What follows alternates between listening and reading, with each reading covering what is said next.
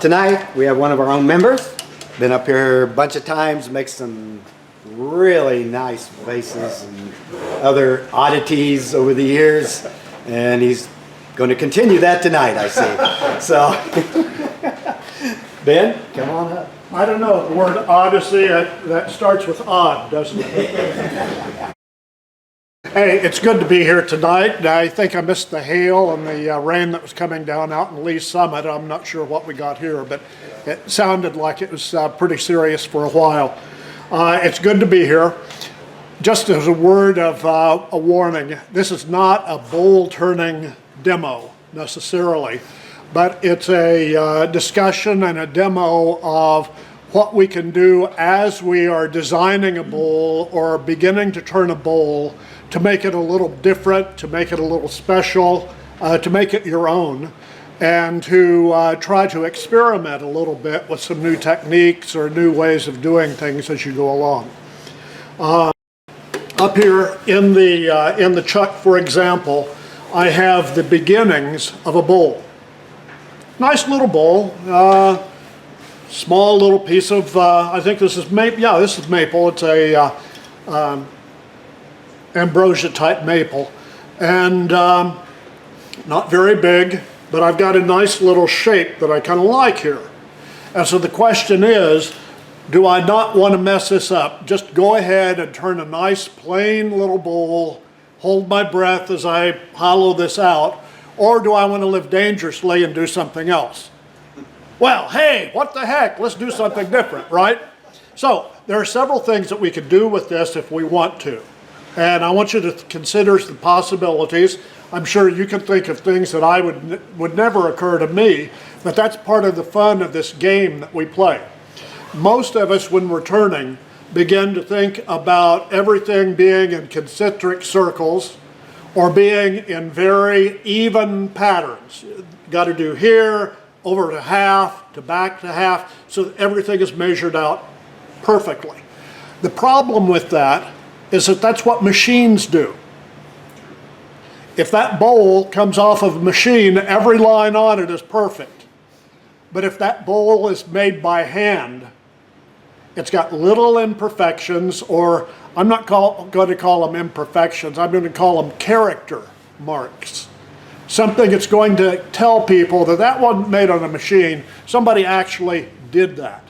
So what can we do with this little bowl that's going to make it our particular project that we could give to somebody and say, I really made this, and they say, yeah, I can see you did make it. Okay.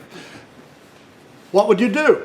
Well, the first thing, easy, is to put some lines around the outside. We could burn a couple of 3 grooves around here and have some nice lines, and I've got an example or two, and then you burn them and they look great. And it really kind of sets it off as a nice accent. And that's step one of being a little bit different. We could take a drill and get us about 3 different size drill bits. And notice I'm doing this before I've started hollowing out the center. So if we do anything with the drill, we're going to make sure that we go deep enough with every one of them that we're going to go clear through if the point is to perforate it. Start drilling holes at random around the side with your large drill bit. Don't get them too close, just kind of scatter them out along the rim. Change drill bits to the next size down. Fill in some of the gaps with the next hole down. Change drill bits, get the little one. Zip, zip, zip, zip, zip, zip, zip, zip, zip, zip, zip, zip, zip. And now you've got this bowl blank that looks like the worms really got to it. Okay? But as you start to turn this from the inside and hollow this out, and you're going to be very careful as you do that, you're going to be able to start seeing those holes show up on the inside.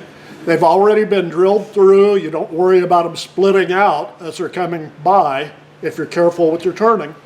And then you've got a very unique pattern.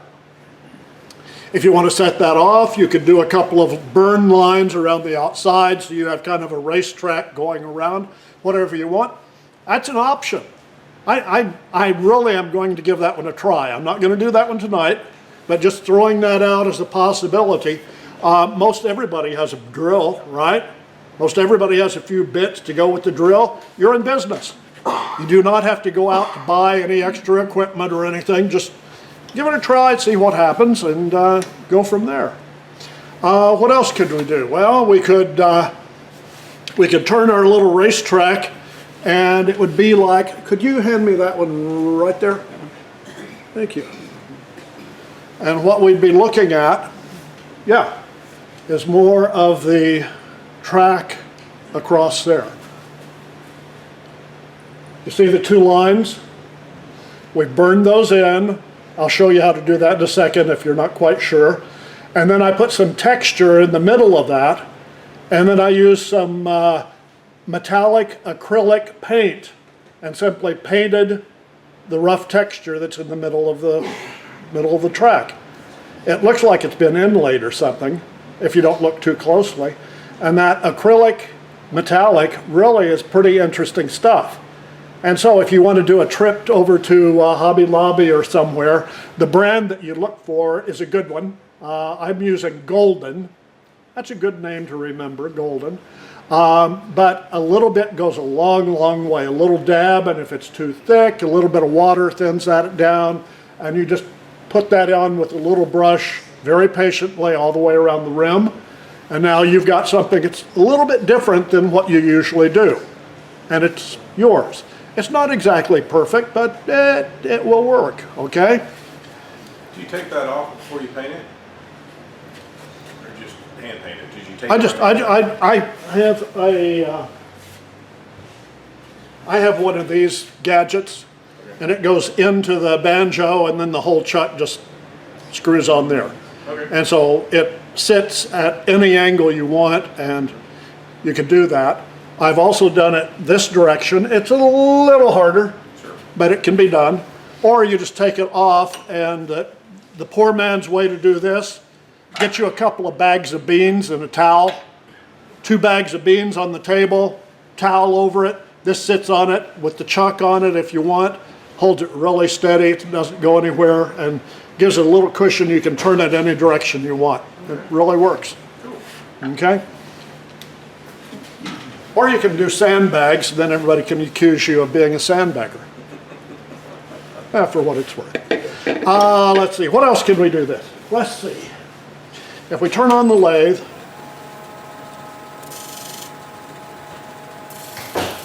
and we say, all right,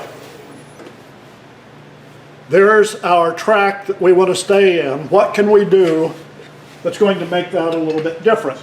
Well, I said I was going to show you this monster machine over here. This is a Fordham. This is an SR series Fordham.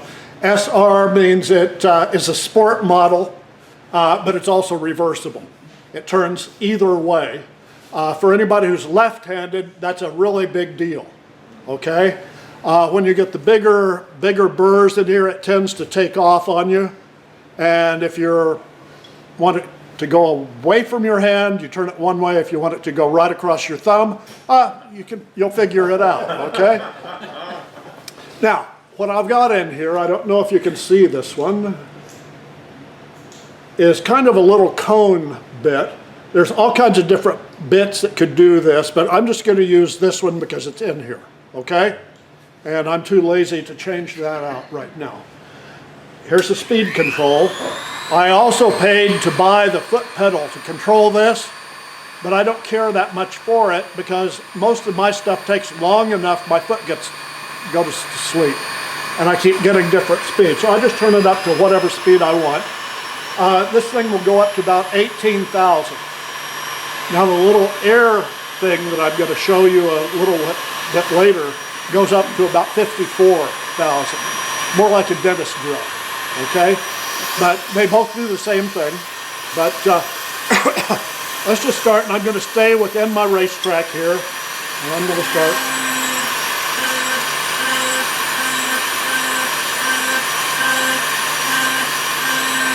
And the more I push, and the longer I push, the deeper the hole gets, and the more smoke I make. But what it starts doing is giving me a little random pattern. Can you see that from the top? You see that one developing? Okay. I will move right along here with alacrity, I hope. Problem with any demonstration as you go along is a lot of these things take a long time to really develop. I want to tell you, I'm not a carver. I'm not trying to do faces or anything, but I think somebody who has that kind of a skill really has a possibility with that also in the rims that they're doing.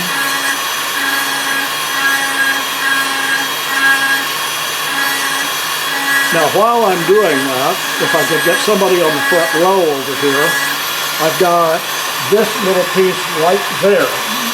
And if you pass that around, that's one of a new series that I'm working on, but all the holes in that one, that's walnut by the way, all the holes in that one were done with this bit. And so that pattern that's in there is what I'm doing on this rim right now. So when that comes around, have an eyeball.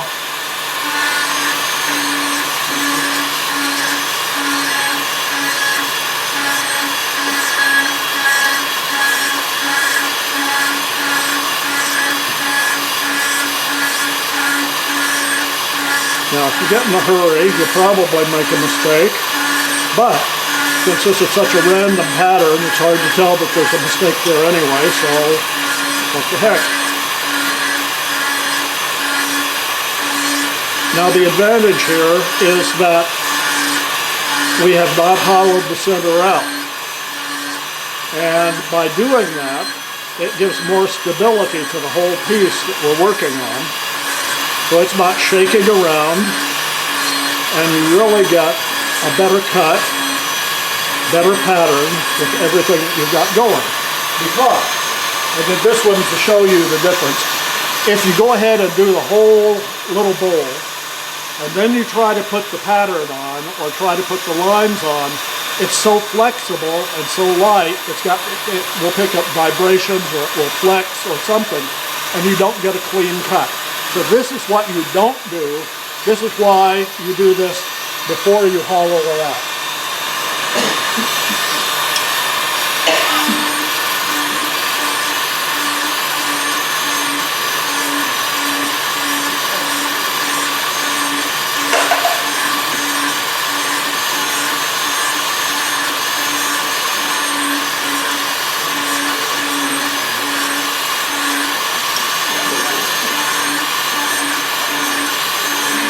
Now, the people who do a lot of this will tell you a couple of things. First of all, don't try to carve on a piece that you've already put finish on.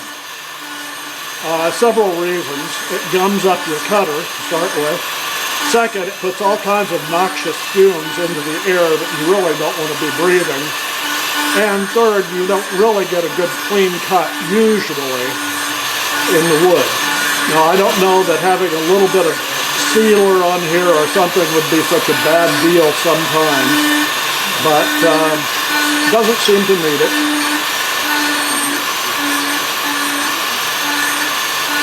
You know, one of the hardest things that you can do, though, is to try to do a random pattern. It is really hard to be random, because you start picking up all kinds of little patterns. And so, wait a minute, I gotta try to be more random. Good luck.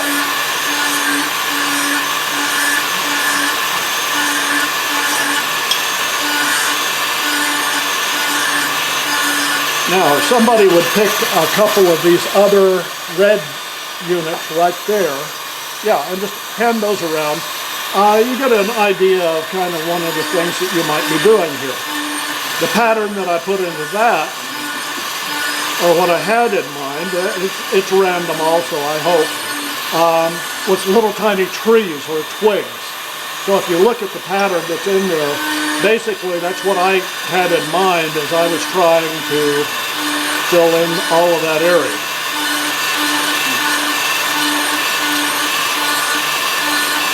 And then of course up around the upper rim, I really like those burn lines. I think they accent and they're easy to do.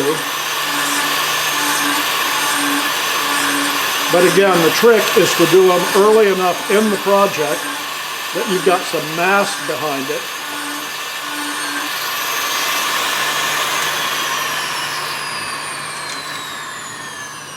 Okay, we've gone all the way around. Can you see that? Starting to look kind of like a cribbage board. Let's go with, if anybody has tool envy, this is a Woodpecker Ultra Shear Pointy Tool. Yeah, it will take any bit, any manufacturer's bit fits in this sucker, just like the Easy Wood or anything else. So this is no big deal, but it's just the small detail tool, and I like it for making my little lines. I made my own homemade, sharpened the little point. It makes a line just about as well. You know, this is no big deal, but make sure that the tool has a sharp edge. So you don't want fuzz when you do this.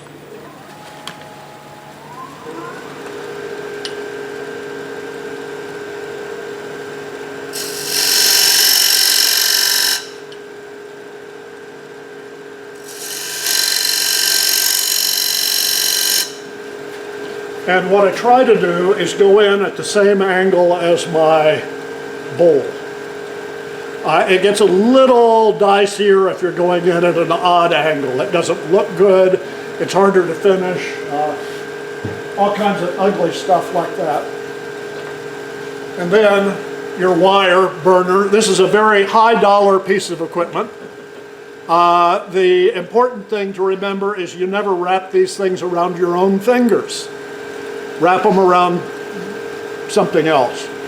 And as this is spinning, we're going to lay it in there. Watch for the smoke. We're going to lay it in there. Watch for the smoke. Don't touch the wire. It's hot. What kind of wire do you use? Cheap. I don't know. That's off of a whole little roll, you know, from Ace or so from somewhere. It's just that thick gauge. And then I've got a smaller gauge over here somewhere for smaller lines. I'll show you that when I find it. Okay, somewhere here. There it is. So, here's our bowl. Now we're going to have to hollow it, but we've already got a nice piece of trim started. If we don't like it, it's not too late to turn it off and start all over again, as opposed to getting a bowl in pristine shape and then starting to carve on it. So do the pattern early. It's a lot, psychologically, it's easier and it's better to do.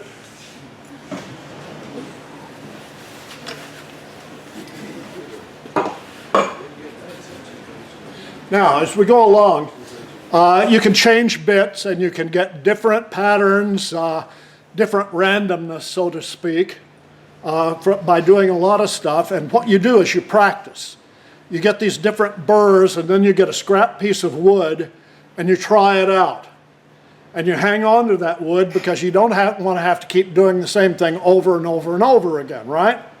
So you try it out on different types of wood because different types of wood take these burrs differently. Maple is excellent. Walnut usually works pretty well, but not all walnut. But as your woods get softer and softer, it's a little bit harder to get a good clean cut. Now, if you don't want a clean cut, you want something that's got all kinds of antique looking or something, go for it. But for example, this is just a piece of walnut with different burr and different patterns. What you do is say, okay, with this particular bowl, what can I do? I don't want to do what I've always done before. I'd like to come up with something a little bit different. Let me look at what I've got. And then you look at those patterns and you say, okay, those are pretty good. I kind of like that, but what would happen if? And then you start to even modify your own patterns. What would happen if I would combine this burr with this other burr? You remember I was talking about the drilling and the different size bits? Well, use different size burrs in the same pattern and it gives you a more variation. That's interesting. Now, when you start to do this stuff, you say, all right, that's not going to work. Now, it will work because I'll show it to you this way anyway. It's not going to spin. Okay, when you get the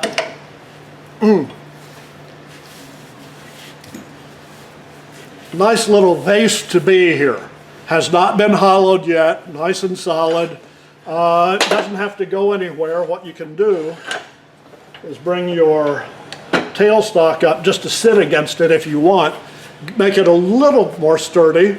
Since you don't mind if it's going to have a pointy thing or hole in there, use the regular tailstock bit or something. But anything that you do just makes it a little sturdier than it was. They say, all right, so what am I going to do? I could go round and round and round and round and round like I did on those red ones. And you say, well, that was fine, but it looks kind of like a belt around Santa, you know? Maybe I could do something else. And so you start saying, well, how about that one I passed back? I did a different pattern with that. Well, get your handy dandy pencil and say, okay, so what happens if I start down here and I just kind of follow that line up there, nice and gentle, and out and back in and over or whatever. This is where you can start doing leaves. You can draw leaves in there, little pointy leaves, flowers, whatever the heck you want. If you're feeling artistic, this is a good place for a design. So you say, all right, let's try something different. Do we have any wood carvers in here? I mean, really, wood carvers?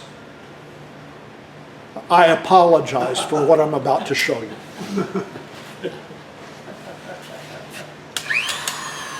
I am, at very most, a rustic wood carver. However, this is pretty cool. This is a power chisel. Now you can do exactly the same thing with a little palm chisel, and it's probably just about as much fun. What you have to watch out for is the direction of cut, just like you do with the other chisel. Doesn't mean you can't go against the grain, but it's easier if you're flowing with it.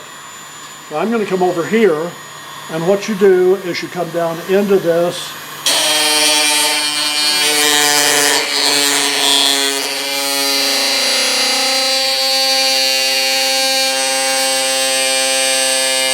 and I'm not putting any real pressure on this chisel.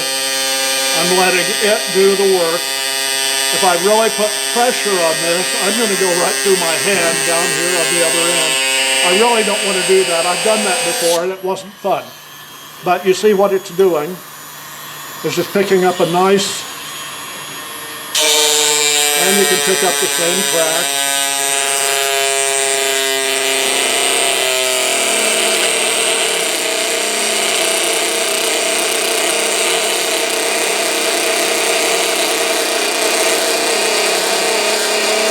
Notice I am doing this with my left hand. Ha, ha, ha.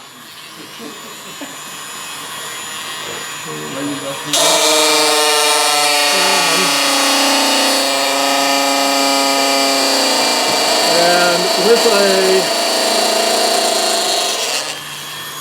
with a little V chisel like I'm using here, you can change that angle and get different definition of that V groove that's in the wood, which is kind of a cool thing. Once you learn what you're doing, you can kind of change the shape. It's like turning a high bank corner in a race car, coming around.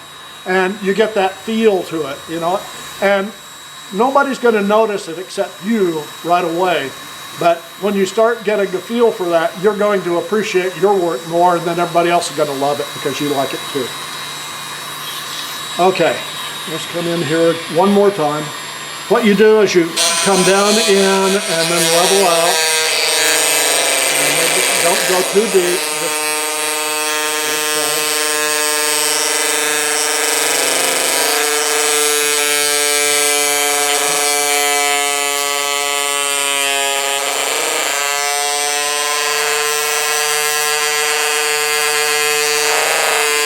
Is this cool or what?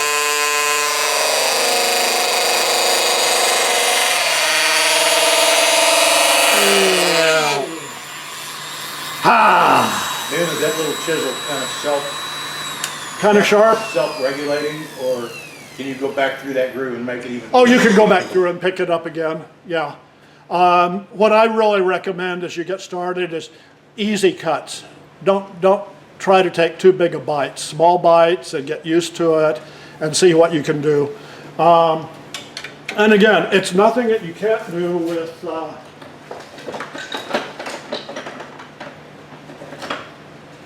any of your nice little palm chisels. This little rascal will do exactly the same thing if you're patient enough to do it.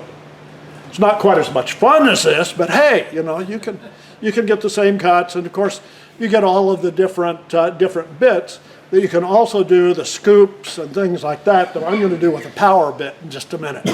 Okay, so it's kind of like tool time. You know, do you want to do it by hand slowly, or wow, fire up the big boy? Now, this is kind of fun. I mean, this. Do you have the chainsaw-powered chisel? Well, yes, they do. As a matter of fact, almost. They have the one that does a 90-degree angle. It's got a wheel about this size, and I don't have one of those yet. Yeah. Mel has already told us about the chainsaw. I figured, you know, I didn't want to steal his thunder. Okay, to put one of these things on, if you've never used one of these, you can fiddle with it and try to line it up and all of that. It's got a little thing right there that slips into the socket inside. What you do is you just turn it on so it's spinning and pop it on. And it lines itself up. And then we can come over and say, okay, well, what do I really want to do with this? Well, we can do a lot of stuff. Now, this is where we start to get dust, and this is where you start to pay attention to where your hands are and think before you do weird stuff. Some people like to have those carving gloves, you know. Other people like the hazmat suit. Anything like that, that's good. Dust mask is not a bad deal if you're going to be doing a lot of this. And definitely eye protection. I would put the mask on, but you wouldn't be able to hear me, and I'd just echo and just fog it up too. So, what we do is we say, all right, how can we be random? I don't know.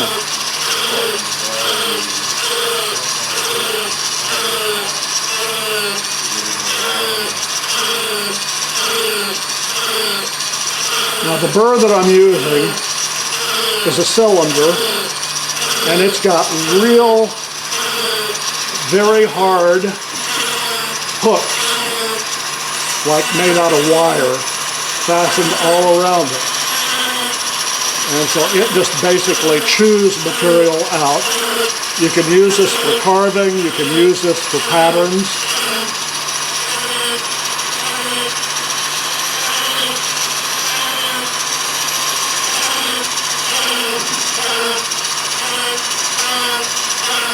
And you can see it's trying to go this direction right now. I don't want it coming back toward me, just in case it digs in.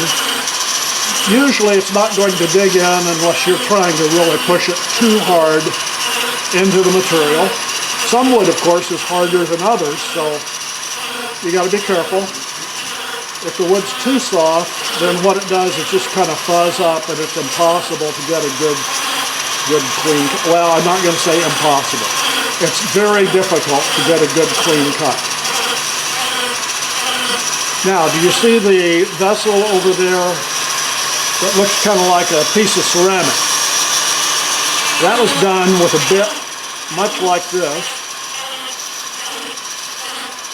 in almost the same way. You can see I did pick up a pattern with that, and my object was to make it look kind of like a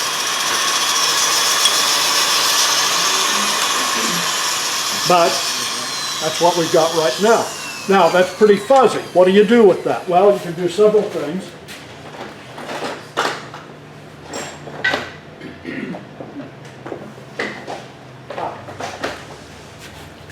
Brushes. I have one of brass also that works very well. But basically what you do is take a brush and go all over.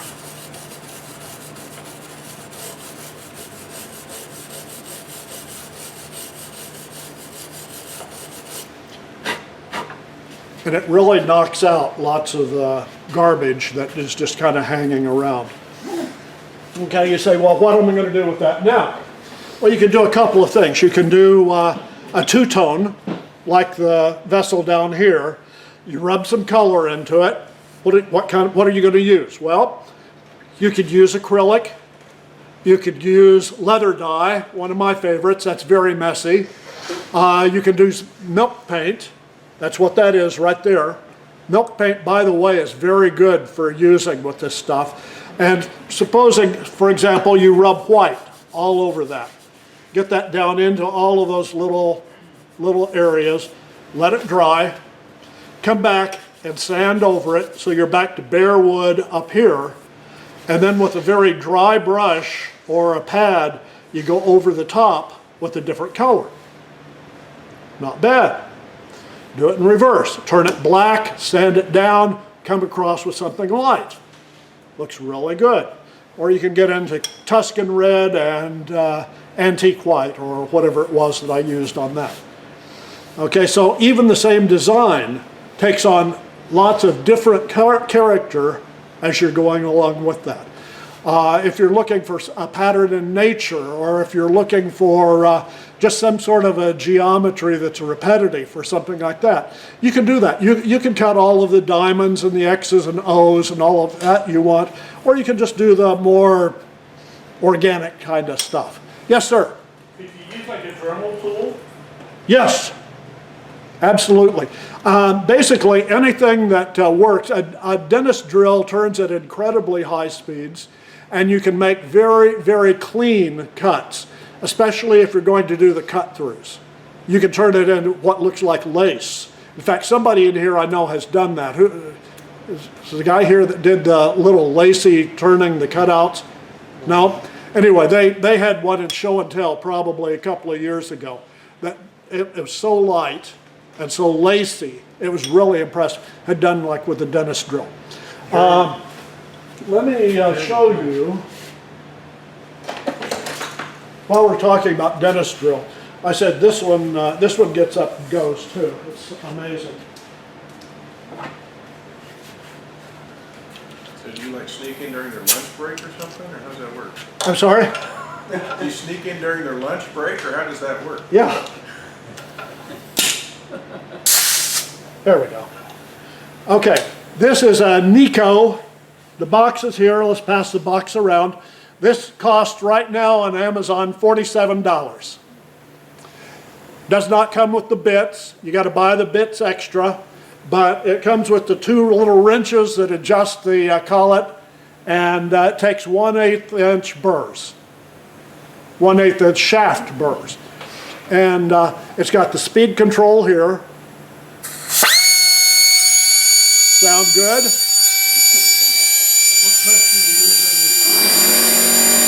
That's the problem. You got to have the thing. Watch this. I'm not going to do a lot, but I'm going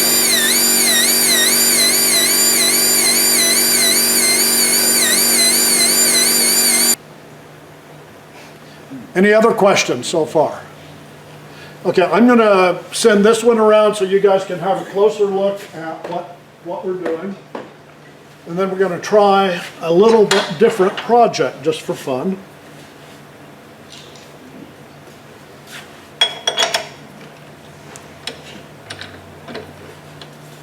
Okay, this is what we've been.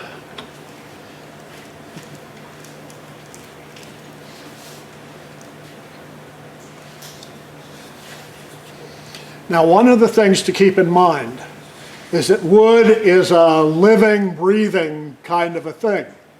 And depending on how much moisture is in it, what kind of wood it is and everything, it's going to be giving and taking through the seasons, and sometimes even as you're turning on the lathe. From 1 hour to the next, the piece that you've got in there is going to be changing.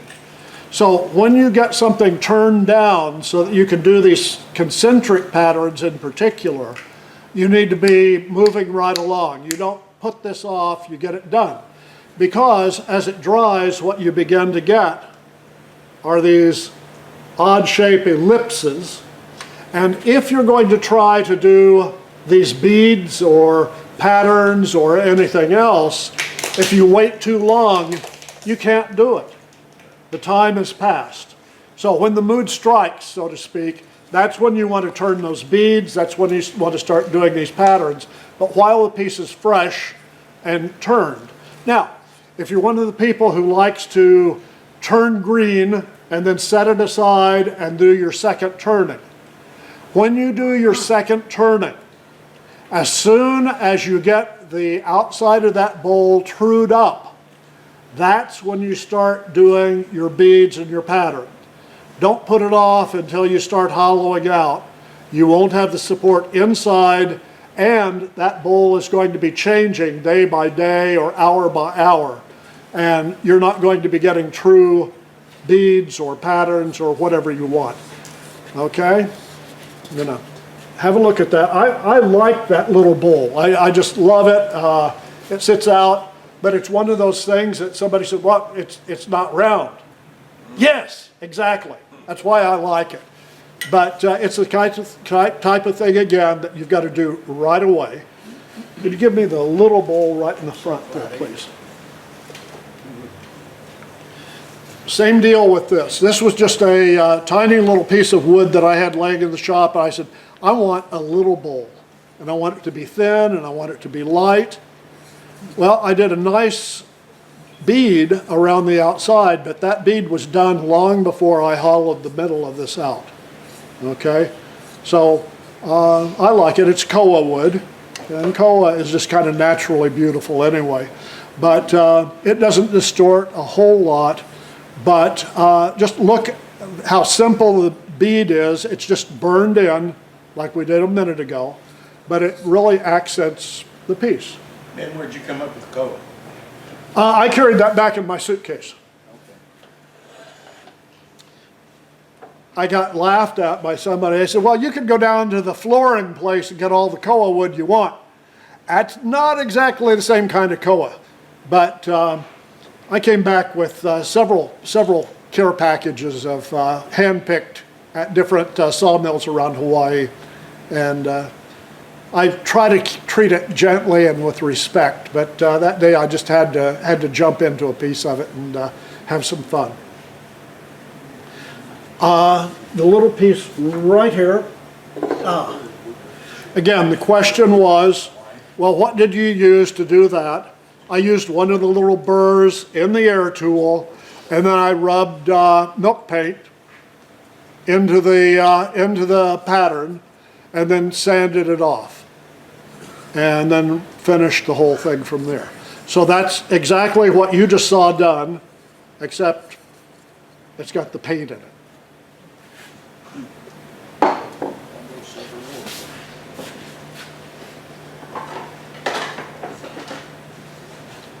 Now, starting to get a little bigger. Supposing you've turned a nice little platter and you say, okay, now don't get excited. This is just, this is poplar, not an expensive wood, but it can be very, very pretty. But it fuzzes when you use a burr on it or when you go across grain or anything. You don't get a clean cut. So I'm going to pass this around. I want you to just look at it, think about it. From what you've seen now, what would you do with it? Would you leave it alone? Say, oh, that's perfect. Would you color it up and do red or blues or anything like that? Paint it all black and put iridescent paint on it and let it spin? Or would you dig into it and try to do a pattern? Maybe the thing with the drill, but just run your own mind with that. Where would you go? It's turned pretty thick, so there's plenty of room to take stuff off of there. You can really get into that pretty deeply. Now, while we're doing that, I turned two very small demo bowls, and this is where I really wanted to go tonight. When you start using these burrs, when you start using the chisels, grain pattern and angle make a huge difference in the way they work and in your ability to use all of these different burrs. or at least the chosen burrs. And so what I like to do is make some demo bowls for myself. And I'm going to pass one around that I did a couple of years ago. This again is poplar, and it was done with the air tool that we just now used, and two different burrs, one round and one a little bit more of an angled burr, but 4 different patterns to demonstrate what you can do on the same type of wood. How many of you have done finishing where you do the board and you put different finishes on the board so you can see what they look like? This is exactly the same concept.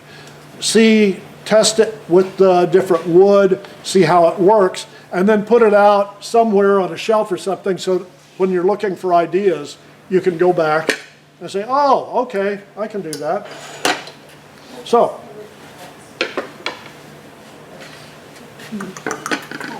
how do you do it? This is easy. First of all, turn a nice little bowl till it gets to a shape you like. Generally speaking, keep the rim wide enough that you've got something to work on. You can either crown it, like I have here, or you can make it flat, like the demo that I'm sending around. Doesn't matter. It's yours. You're going to do whatever you want with this. You can use the expanding tenon, or you can use the regular tenon that you clamp on it. Doesn't matter. I use them both. I generally prefer this one because for me it's easier to take this one off and make it look good than it is to get in there and fiddle with that. But either one of them is no real stopper as you go along. Okay, what you do is you get your, let me see if I can get it wider. Ah, yeah. Let's bring the big boy out here.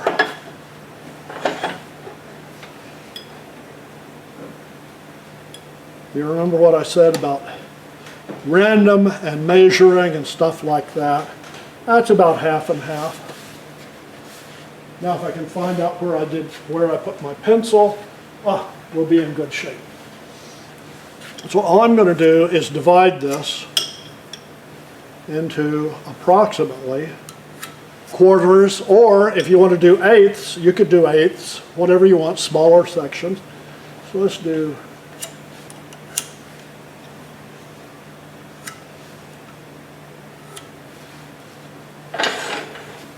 okay, so we've got us a nice little daisy pattern going around the rim there.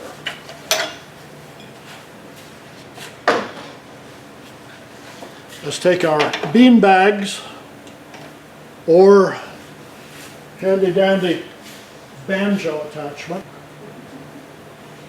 Okay, I'm going to see if this works. I have no idea, but that's part of the purpose of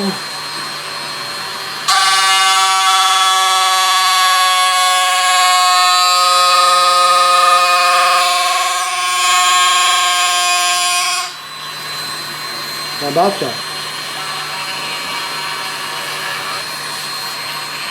Okay, we're going to leave that right where it is. Then, Yes, sir. do you document what tool and bit you use? Ideally, what you would do is document it. You could write on the back side, record it that way. You could do a separate bowl for each burr if you wanted to and use it in different ways. For example, if we're going to come in here and we were going to do a whole platter of tools like this, let's go diagonal on this one.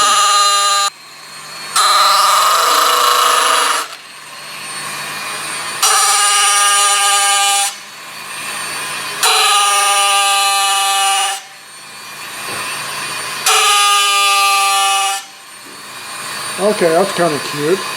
We can do a hatch pattern here too. Come back across, whatever you want.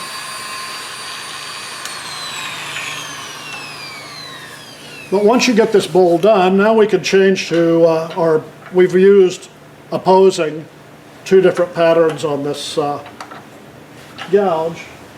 Let's go to one of our others. Okay, this is a flame burr. Can you see that? It's what they call a flame.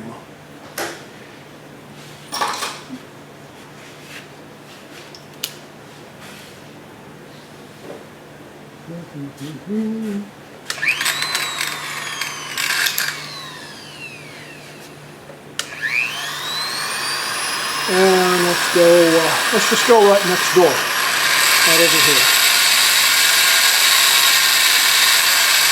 We're going to tighten that one up.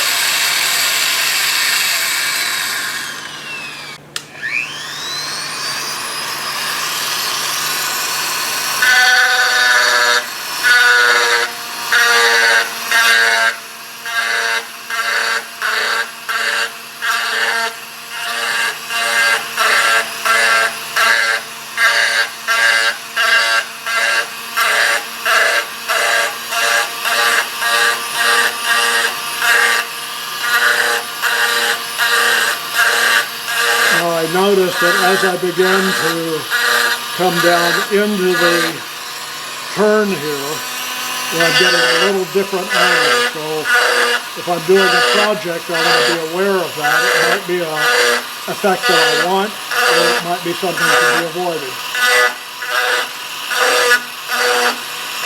Also, just FYI, people are kind of split on some of these stipple patterns that you got as to whether you should get rid completely of the upper matrix, the surface, so it's all dimples, or if you should leave some of that and let it go under. It doesn't make any difference really.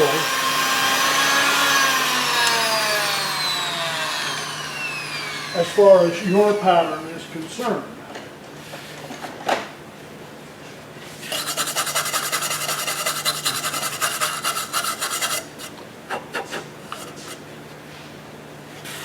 Let's do one more quick one and then we'll pass this around and let you have a quick look at it. But I think you get the idea, right? In other words, make your demo bowl, but do it so that you're going to be able to come back and refer to it later on, or you're going to pick up some practice with certain burrs you're going to like. Others you say, I'm never going to use that again. And then you can give it to me, it'll be fun.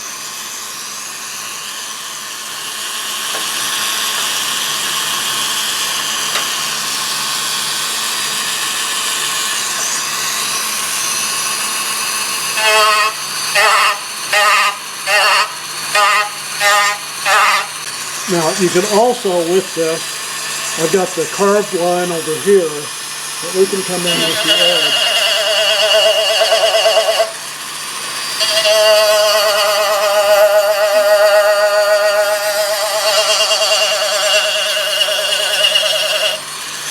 And do the same kind of a side groove too.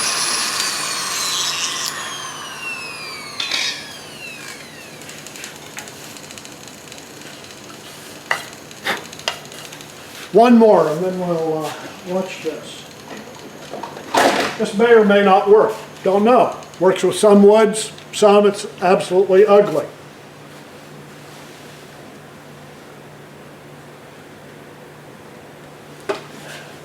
This is a Dremel engraver.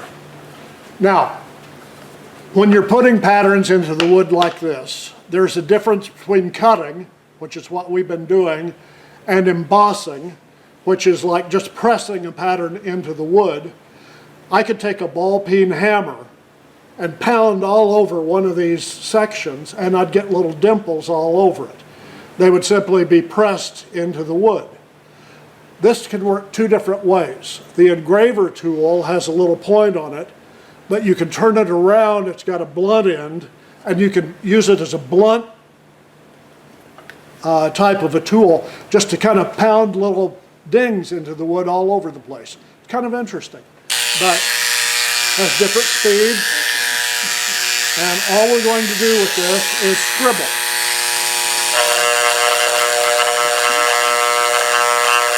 Okay, so what's the big deal? Well, you'll see when you pass this around.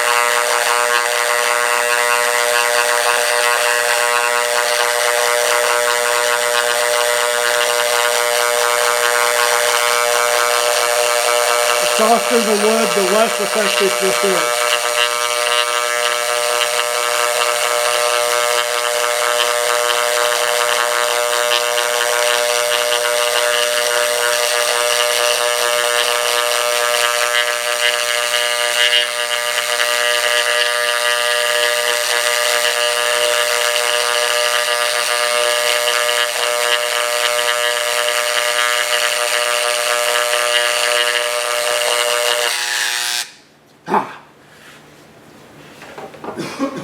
Put up with that for 2 or 3 hours. Okay, let me pass this one around and we'll see how we're doing. See if you have any questions. These can be fun. You're saying, do I really want to try that? Give one a try if you've got an hour or two to turn out a plate and use the palm chisels or Dremel or the air tool or anything you've got. You could use a countersink and punch all over an area and get an interesting dimple pattern. Be creative with it, but make it your own, have fun with it, and recognize that it's a lot easier before you get to this stage. If you're still working with solid surface, you can have a lot more freedom to do stuff with it. Either of these little platters would be really cute with the drill throughs in different hole patterns all the way around them. I think I really may try one of those and see what happens. But again, the tenon on that is the expansion. On this one, it's the one that comes in and grabs. They both work just about equally as well. I will show you one thing while I'm thinking about it. Recognize it? It's a jar lid opener. You could get 4 of these for like $7, something like that, or probably free if you're keeping an eye out at garage sales. Right there, right there, right there, right there. You're ready. And that will cushion it. If you're really worried about it, put 2 of them in there. Be plenty of cushion. It's not going to scratch it. It gets good grip on the surface.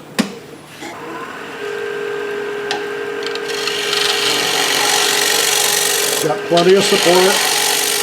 Just take it easy. Take it right on down. Leave the little nubbin for the very end. If you want to put patterns in the bottom, that's fine. But it really takes a lot of the hassle out of reversing a small vessel. Now, if you're doing something bigger, you might want a little bit, bigger kind of a thing to use as a jam chuck, but this is just one way you can do it. A lot of people like a piece of leather in there, or fabric, or paper towels or something, but boy, these little jar lid things are kind of handy. Any questions? You mentioned how you burn on the inside. It's what? You mentioned about how you burn on the inside. Oh, yes. Let's use the same tool that we used before. We could use the other one if we want. You can do this either this direction, or if you reverse the chuck, it's really easy to do it the other way. If you've got a reversing lathe, this is easier to see what you're doing, and you don't have to lean over the lathe or anything like that. If you're kind of old school, this is just as easy, doesn't make any difference. The wood doesn't know, the wood doesn't care. Whatever is easiest for you. It's a little bit of a wobble in there, but I think we'll be okay.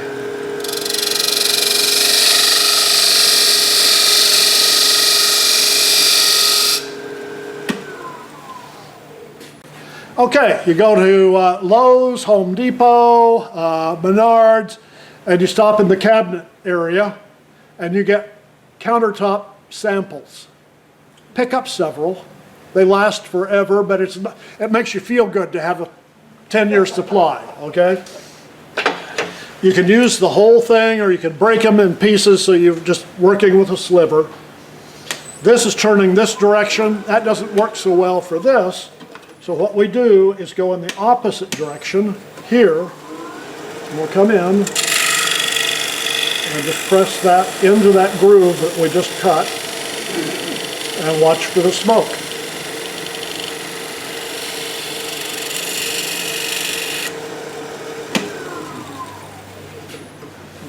And there, even with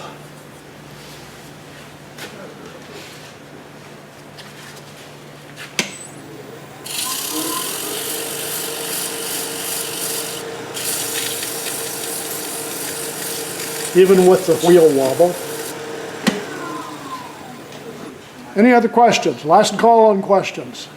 If not, thank you very much. We could go on and on and on. Be happy to do that, but come up and see the stuff, or be safe on your way home tonight.